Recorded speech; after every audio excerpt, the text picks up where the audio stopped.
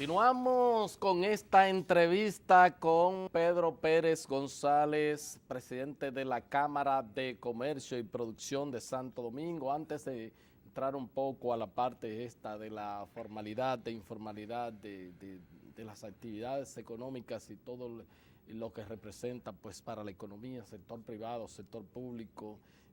Por ejemplo, hemos visto el pasado jueves el periódico Diario Libre trajo una información según la cual pues más o menos el 6.9%, unos 189 mil millones de pesos de lo que se estima como presupuesto de ingresos y lo que será la ley de gastos públicos, entonces tendrá que buscarse fuera de los ingresos ordinarios, es decir, que entre préstamos o bueno, la brecha entre el ingreso y lo que se va a gastar es de 189 mil millones de pesos. ¿Qué le parece esa cifra? No, es una cifra, digo, muy respetable. Estamos hablando de que el presupuesto del 2014, tal y como fue sometido, no ha sido aprobado pero a las cámaras, pues indudablemente estamos hablando de que considera un servicio a la deuda de 174 mil millones de pesos. 174 mil millones de pesos para pagar intereses y capital de deuda entre la deuda local e internacional para una economía como la nuestra, con un presupuesto de 600 y tantos mil millones de pesos, pues indudablemente es algo que nos debe llamar a preocupación. Nosotros estamos por encima del 40% de servicio a la deuda con respecto al Producto Interno Bruto. Hay estudios a nivel internacional, empíricos, que revelan que para países como los nuestros, por encima de un 30% ya es algo que debería detonar una alarma. Tú mencionas con mucha razón, el presupuesto contempla un financiamiento total de cerca de 189 mil, casi 190 mil millones de pesos. Y hacemos un poquito la conexión con lo que mencionábamos anteriormente. El problema es que para financiar ¿qué? Financiar gastos corrientes, o sea, coger dinero prestado para financiar gastos corrientes en su mayoría, es lo que nos debe preocupar.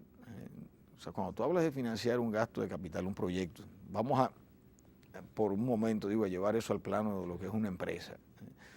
O sea, si yo voy a asumir un proyecto de inversión que me va a la vez producir un rendimiento sobre esa inversión, pues no hay problema. Se toma un financiamiento, ese préstamo se proyecta a futuro, es parte del proyecto en sí, y la tasa me da una tasa de rendimiento de que perfecto, todos ganamos, se justifica el préstamo. En el caso de que estamos hablando, una gran parte de ese financiamiento va a ir a financiar gastos corrientes. No es lo más sano. Eso a largo plazo es insostenible. Indudablemente, ahí viene entonces, Héctor, la necesidad del Estado cada vez más de aumentar la presión tributaria, necesita más recursos, y o lo busca por el lado del financiamiento o lo busca por el lado de las recaudaciones. Mira, hablábamos del tema de la formalidad, o la necesidad de aumentar el nivel de formalización de la economía, de las empresas que operan, de los agentes económicos. Hay un círculo vicioso que incluso tiende a dificultar el balanceo de la ecuación de presupuestaria. Muy simple. La población aumenta a un ritmo acelerado, y aquí la tasa de crecimiento de la población pues ha sido evidente en las últimas décadas. Esa población mayor demanda de mayores servicios de parte del Estado. El Estado indudablemente va a necesitar de más ingresos para poder hacer frente a esos requerimientos. Entonces, donde está la clave del asunto es cómo tú te agencias esos recursos. Donde está el nudo gordiano. Exactamente. Entonces, tradicionalmente aquí se ha hecho por la vía de aumentar impuestos o una reforma tributaria donde hay dos tipos de impuestos han sido los protagonistas en las últimas reformas, que ha sido el del ITEVIS y el del impuesto sobre la renta, los que más recaudan. Eso, sin embargo, lo que te produce es una brecha, te aumenta la brecha entre la economía formal y la informal. nos guste o no, lo que hace es que fomenta todavía más la economía informal y llega un momento en que se va reduciendo la base de contribuyentes, los contribuyentes que están dentro, las empresas que están dentro del radar tributario, y llega un momento en que es insostenible. Tú no puedes ordeñar, no puedes exprimir tanto al mismo grupo de empresas, en este caso las empresas que están formalmente establecidas, a todos los niveles, pequeñas, medianas y grandes, porque llegará un momento en que las sacas de competencia. Entonces, aquí nos ha pasado eso, lamentablemente la informalidad se promueve en la medida en que nosotros, como Estado, contamos con un sistema tributario complejo. Recuerdo muy bien que cuando se estuvo discutiendo la última reforma, el CRES se abanderó de la importancia de simplificar el sistema tributario, y recuerdo que hablaba de unas tasas únicas que, si no me falla la memoria, andaban en el orden del 15% a todo. Y igual. Universalizarse. Fíjate, nosotros en la Cámara de Comercio contratamos el año pasado una encuesta sobre los niveles sobre la formalización o las causas principales que promueven la informalización. Y una de ellas precisamente era, de las que más salía a relucir, era esa precisamente, el hecho de que decían, no, es que es muy complicado, además es que resulta muy costoso formalizarse, resulta muy complejo. Para yo formalizarme, tengo que pensar que los días 5 tengo que pagar la tesorería, o los días 3, los días 10 tengo que pagar las retenciones, los 15 el anticipo, los 20 el ITEVI. Estamos formalizados.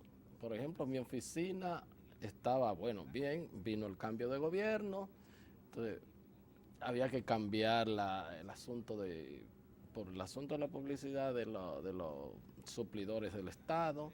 Sí. Entonces había que volver a hacer una asamblea, tenía que ir donde ustedes, sí, allá a la cámara, tiene que pasar por allá. Bueno, ahora tiene que ir a las MIPYMES, entonces tiene que buscarte, a veces en ese papeleo tiene que traerme la certificación de que está al día en impuestos internos. Sí, así en lo que se me atrasaba un papel, entonces se me caía ya el mes que me da la impuestos internos porque eso nada más dura un mes, la certificación de que uno está al día. Entonces volver con eso y se crea verdaderamente un círculo totalmente. Yo dije, me rindo y voy a cerrar la oficina por algunas cosas. Entonces, la verdad es que tuve que apelar de cómo se estaba haciendo la situación normal por mi oficina. Entonces tuve que apelar al ejercicio periodístico y ahí se aceleró la cosa. Se te aceleró. Y se resolvió. Pero no debería ser así.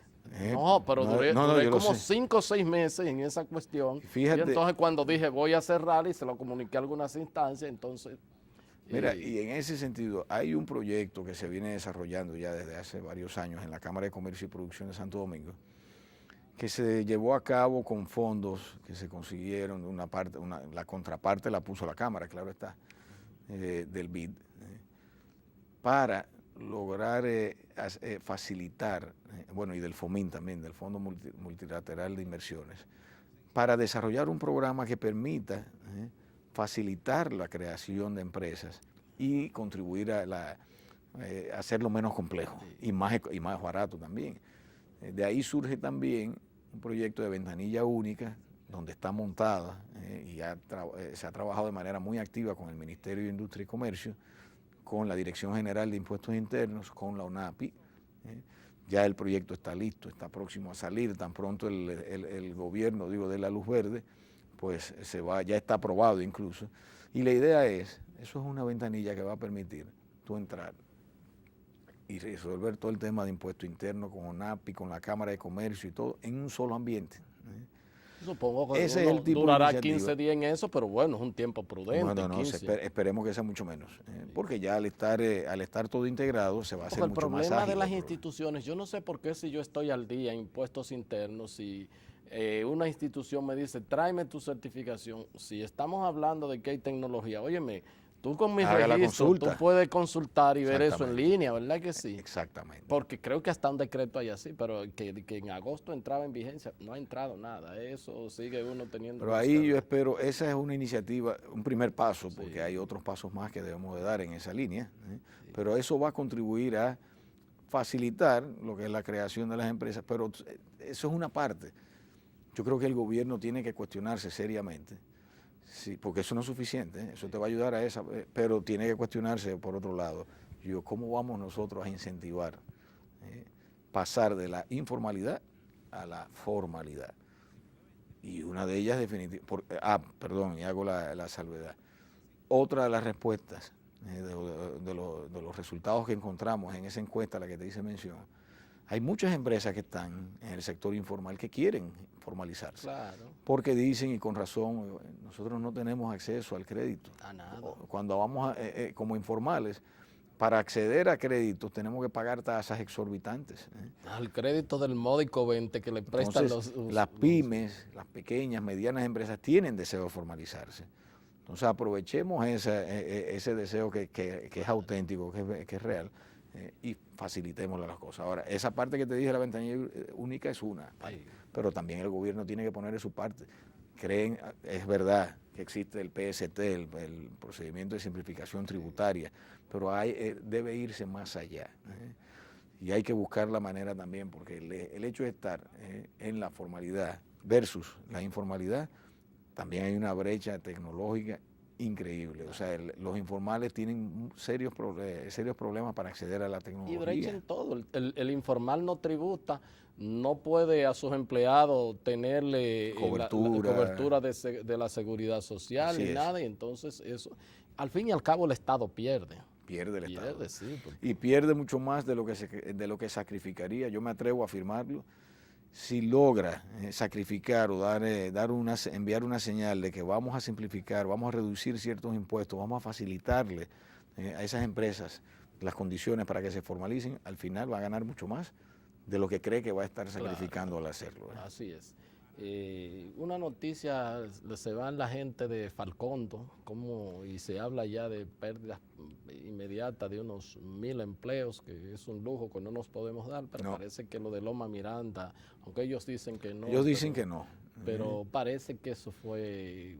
Sí han reportaron, por lo que vi ahí, reportaron pérdidas, indudablemente en sus operaciones. Sí hicieron la aclaración, como bien dices, que no tiene nada que ver con lo de Loma de Miranda. Es muy preocupante, porque sobre todo en un año como este, hablar de una pérdida de 1,000 empleos directos, que van a afectar de manera indirecta a por lo menos 30,000 personas en la región de Bonao. Pero esa es una parte.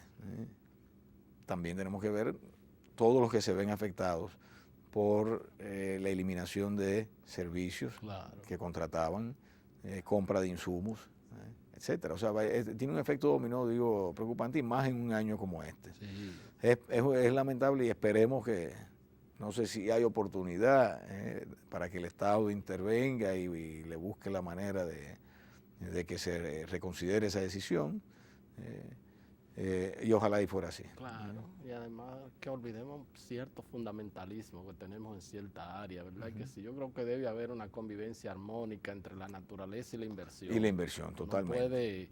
No puede existir ni una depredación que destruya todo, pero tampoco puede existir que tengamos recursos, que podamos explotarlos, que podamos tener beneficios, generar empleos, y que entonces por un fundamentalismo a veces irracional, porque aquí aparecen unos expertos en todos que cuando vienen a dar una clase de ambientalismo. Lo importante es que al medio ambiente, en la medida que vayamos explotándolo de manera racional, se tomen las medidas para reponerlo en la medida de lo posible. Así es. Bueno, finalmente tenemos noticias de que aparentemente para el año que viene uno quisiera que sean mejor, pero ITEVIS del 8 al 11, azúcar, café, aceite y chocolate. Esos son rubros que estaban, bueno, estaba contemplado en la reforma del año pasado, la que introdujo. Definitivamente hablar de impuestos en este momento yo creo que es contraproducente. Ciertamente se menciona porque deben de incluirlo en el presupuesto, en el proyecto de presupuesto. Están incluidos. Están incluidos ahí, por eso sale a relucir. Mi opinión es de que yo no aumentaría un punto porcentual a ninguna tasa impositiva en estas condiciones. Lo veo como sector privado y como consumidor también. No se puede penalizar más al consumo porque está teniendo un efecto muy distorsionante sobre la economía y sobre las actividades comerciales y productivas. O sea, de manera que espero que de aquí a allá se pueda recapacitar en ese sentido, independientemente de que eso esté en un proyecto de ley. ¿Cuántas leyes no se revisan y se reconsideran aquí? Hasta muchas se violan.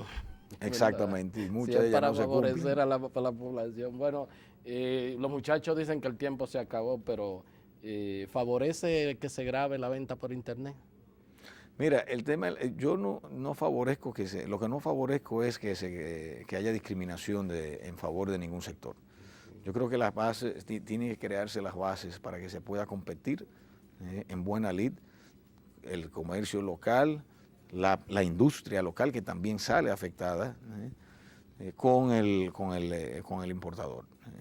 O sea, yo sí lo que jamás podría estar de acuerdo es con ese tipo de discriminación.